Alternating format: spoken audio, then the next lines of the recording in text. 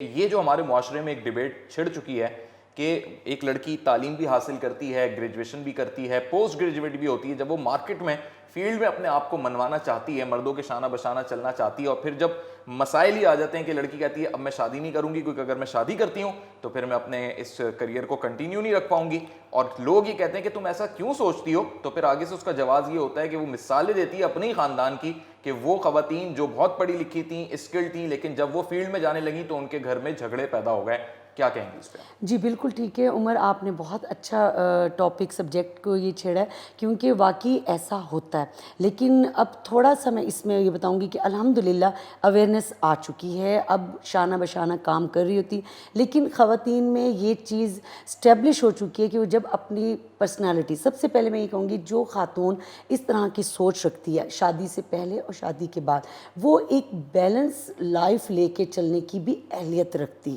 اگر اس کے اندر صلاحیت ہے، اگر فرض کریں اس میں شادی کی میرے خیال میں کوئی بات نہیں، اگر کیونکہ آپ اگر غیر شادی شدہ ہیں تب بھی آپ کو اپنے پیرنٹس کو، اپنے گھر کو بھی دیکھنا ہوتا ہے اور باہر بھی کرنا ہوتا ہے. یہ حقیقت ہے کہ جس وقت آپ ایک میں بڑا اوپنلی آپ سے اس میں اور انفارمل ہو کے گفتگو کرنا چاہوں گا بالکل کیونکہ یہ ایک عوامی اور معاشرتی مسئلہ ہے. بالکل ایسے آپ کہہ رہی ہیں کہ وہ گھر کو بھی دیکھتی ہیں، لیکن یہاں بالکل تو ہمارے سامنے ایسی ہزاروں مثالیں موجود ہیں کہ ایک لڑکی 4 دن اس کو جاب پہ لگے ہوئے نہیں ہوتے، نہیں اس کا کریئر شروع ہوتا ہے، گھر کی ذمہ داریوں کو ختم کر دیتی ہے. وہ اپنی ماں تک کو بول دیتی ہے کہ نہ میں کھانا پکاؤں گی، نہ میں روٹی پکاؤں گی، میں تو تھک جاتی ہوں.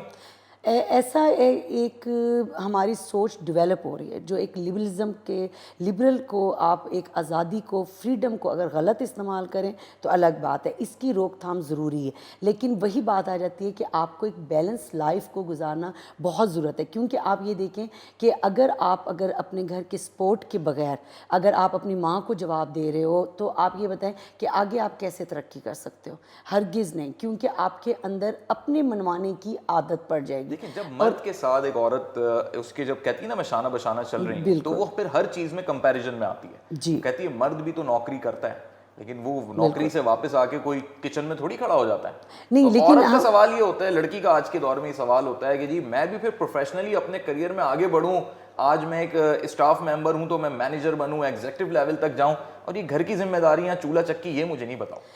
اصل میں بات یہ ہے کہ نیچر نے ایک رولز اینڈ ریگولیشنز رکھے ہوئے ہیں. اللہ تعالیٰ کا ایک جو پروسیس ہے، ایک نظام ہے، ہم اس کو چیلنج نہیں کر سکتے. ہمارا نظام جو ہے وہ یہی ہے کہ عورت گھر کے لیے، مرد باہر کے لیے. لیکن جس وقت ماشاءاللہ ہم خواتین، جیسے میں آپ کو اپنی مثال دیتی ہوں کہ جس وقت ہم قدم باہر نکالتے ہیں اس وقت ہماری ذمہ داریاں ڈبل ہوتی ہیں. اس کو بیلنس کرنے کے لیے ہمارے ساتھ شیئرنگ کی ضرورت ہے. سب سے پہلے اعتماد میں لینے کے لیے اگر غیر شادی شدہ ہیں تو گھر والوں کو اعتماد میں لیں، کیونکہ اس طریقے سے آپ کی ذمہ داری بڑھ جاتی ہے. اگر آپ شادی شدہ ہیں اس صورت میں بھی آپ اپنے شوہر کو سب سے پہلے کانفیڈنس میں لیں کہ آپ روزگار کی تلاش میں ان کا ہاتھ بٹانا چاہتی ہیں، کہ آپ جیسے ابھی کرونا نے، باقی حالات نے، دنیاوی معاشی حالات آپ کے سامنے، اگر آپ چاہتی ہیں کہ آپ ان کے شانہ بشانہ چلیں تو آپ کو کونسلنگ، آپس میں ایک ڈسکشن کرنے کی بہت اشد ضرورت ہے. یہ بحث برائے بحث نہیں ہونی چاہیے، کچھ لوگ کچھ دو والی بات ہوتی ہے. کیونکہ آپ یہ دیکھیں،